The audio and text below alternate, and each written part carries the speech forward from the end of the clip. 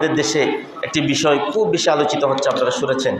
বাউলদের একজনকে সরকার গ্রেফতার করেছে।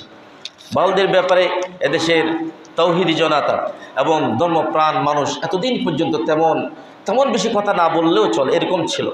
কিন্তু আপনারা বিভিন্ন ইন্টারনেটে, ইউটিউবে অথবা পত্রপত্রিকায়, বিভিন্ন তাদের চ্যানেলে, ফেসবুকে দেখবেন বাউলদের চরিত্র কেমন, তাদের ধর্ম সম্পর্কে তাদের আচরণ কেমন। আমাদের স্পষ্ট বার্তা হচ্ছে, এদেশে হিন্দু, মুসলিম, খ্রিস্টান, বৌদ্ধ, চাকমা আরও অন্যান্য অনেক জাতি আছে, তারা তাদের মতো ধর্ম পালন করে। আমাদের এখানে পাশে মসজিদ, পাশে পেগোডা, পাশে চার্চ, পাশে মন্দির আছে নাকি? নাই, আছে।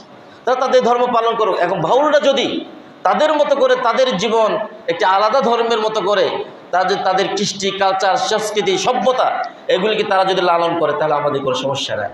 কিন্তু যখন তারা তাদের গানের ভিতরে কিংবা গানের আগে পরে কথাবার্তার ভিতরে, বক্তব্যের ভিতরে যখন কোরআনকে নিয়ে আসে, আল্লাহকে নিয়ে আসে, রসুলকে নিয়ে আসে, মুমিনদেরকে নিয়ে আসে, মুসলমান মানুষের চরিত্রকে নিয়ে আসে, তখন কি সাধারণ মানুষ চুপ থাকবে? আর থাকবে না। অতএব আমরা প্রশাসনকে বলবো, সরকারকে বলবো, তাদের ব্যাপারে যতটুকু ব্যবস্থা নেওয়া যায় আপনারা নেবেন এবং পদক্ষেপ গ্রহণ করবেন। যদি সাধারণ তৌহিদি জনতা যদি আপনাদের এই বিচার অথবা পদক্ষেপ যদি না নেয়, তাহলে সাধারণ জনতা কোনোদিন যদি তাদের আইন তাদের হাতে তুলে নেয়, তাহলে দেশে বিশৃঙ্খলা তৈরি হয়ে যেতে পারে। অতএব আমরা আপনাদের এখানে, আমরা যেহেতু শহরে বসবাস করি, সচেতন মানুষ, সবাই শিক্ষিত লোকজন, আমরা সচেতন থাকব এবং সচেতন করব। আমরা এই বিষয়ে আমরা প্রত্যেকেই যার জায়গা থেকে, অবস্থান থেকে আমরা কথা বলব। আল্লাহ তাআলা আমাদেরকে বোঝার, আমল করার তৌফিক দান করে। সকল বলি আল্লাহুম্মা আমিন।